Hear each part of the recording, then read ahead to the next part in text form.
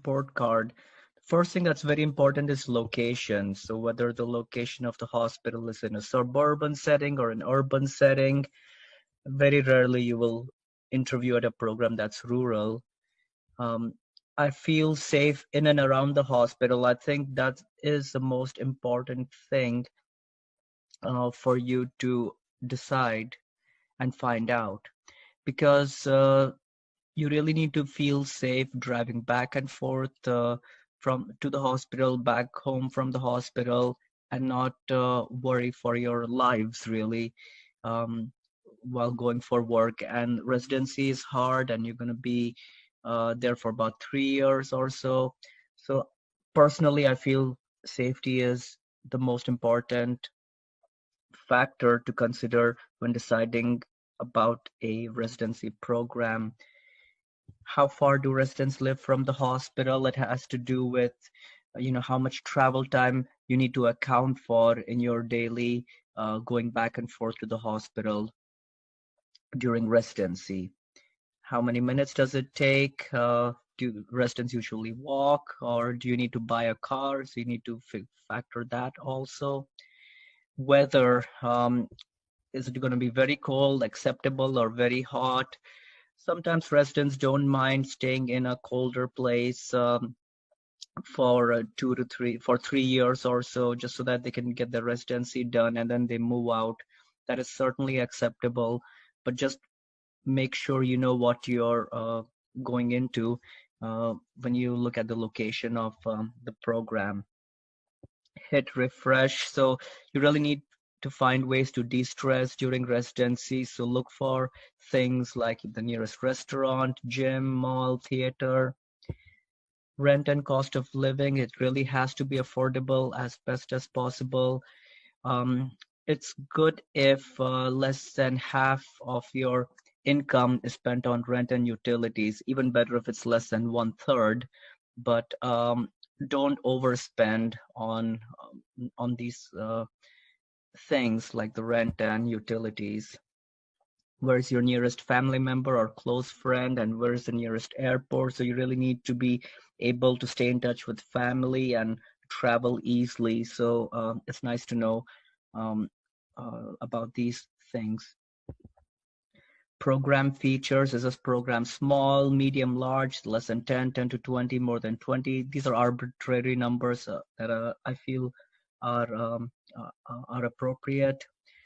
How many US medical graduates and IMGs, male, female, what kind of visa sponsored? Are attendings, when you go and meet the attendings, do you think they will let you do your thing, or are they going to be micromanaging?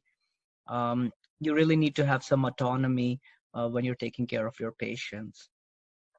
See if you and the program director and the chiefs are able to connect well, and you feel they are approachable. Do attendings look satisfied? Do residents look satisfied and content? How frequent are the evaluations?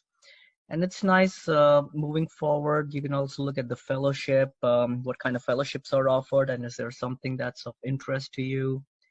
What are the scholarly activities, social outings? Just nice to have know about these things when you go to a residency program.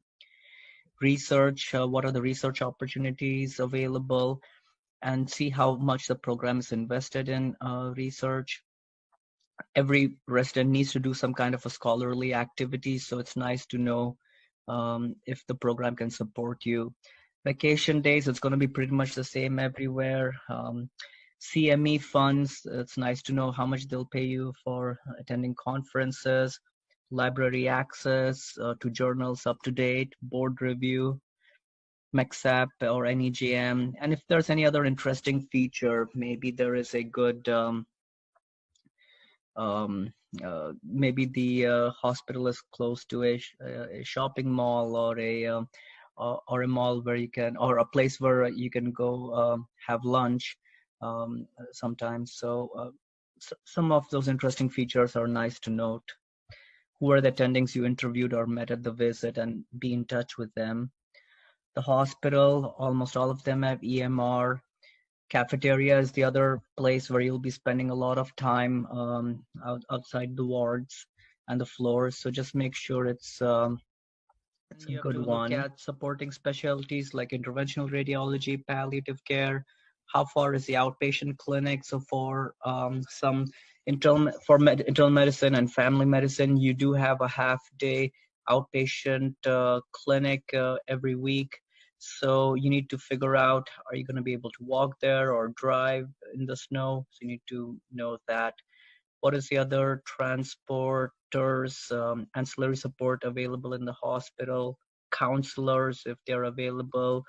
Again, you will be exposed to a lot of patient events, uh, bad outcomes maybe in the hospital. So you really need to have a counselor available to talk to in the case of a patient death or those kind of things, situations.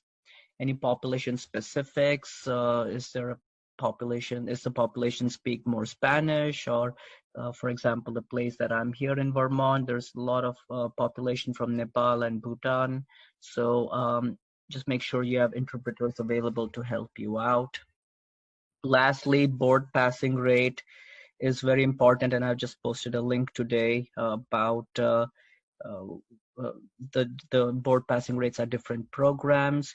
Teaching conferences, are they dedicated and reserved for teaching, or are residents being pulled out and paid during conference? You need to know that. Do you have any opportunity to teach medical students? Are there some new skills like point of care ultrasound available and encouraged? Sim lab, yes or no? It's nice to have a sim lab. I don't think that should be a deal breaker, but just nice to know that you have more teaching opportunities and learning opportunities available.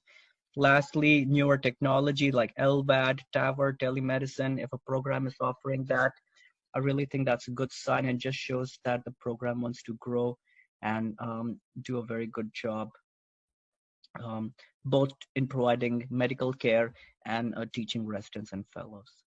All right, hope that was helpful. Thank you very much.